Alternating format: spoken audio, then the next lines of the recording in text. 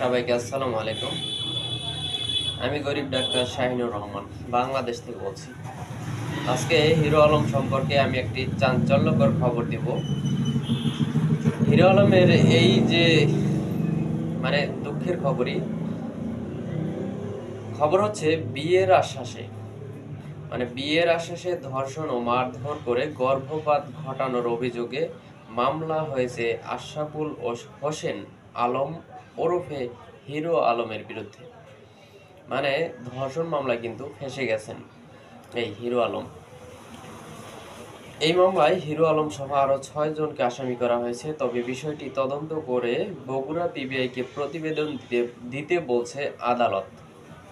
এর আগে রোববার 4 মে বগুড়ার নারী ও শিশু নির্যাতন ট্রাইব্যুনাল 1 এর আদালতে মামলাটি দায়ের করেন এক নারী। আদালতে বাদীর জবানবন্দি গ্রহণ করে বিষয়টি তদন্তের জন্য আদেশ দিয়েছেন ট্রাইব্যুনালের বিচারক মোহাম্মদ আনারুল হক।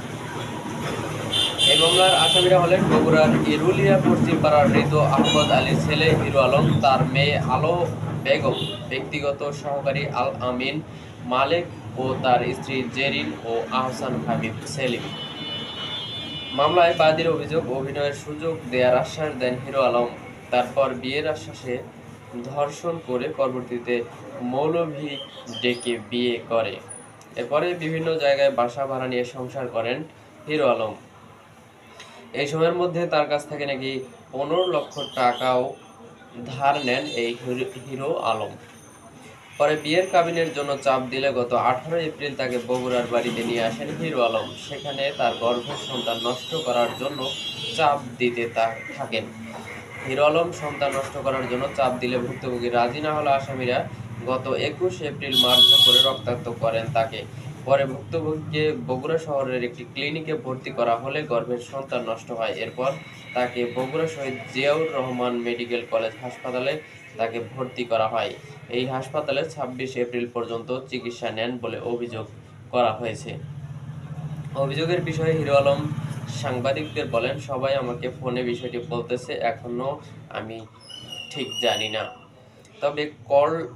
তবে করলে করতে পারে, সে চক্রান্ত করতে পারে, এরকম কিন্তু মন্তব্য করছেন তিনি। যেহেতু তাকে আমি ডিভোর্স দিয়েছি, সে হয়তো চাচ্ছে এরকম মামলা দিয়ে আমাকে আটকাতে। পরবর্তীতে হয়তো সে বলতে পারে, তুমি সংসার করলে মামলা আমি ক্লিয়ার করে দেব, এরকম কিছু হতে পারে।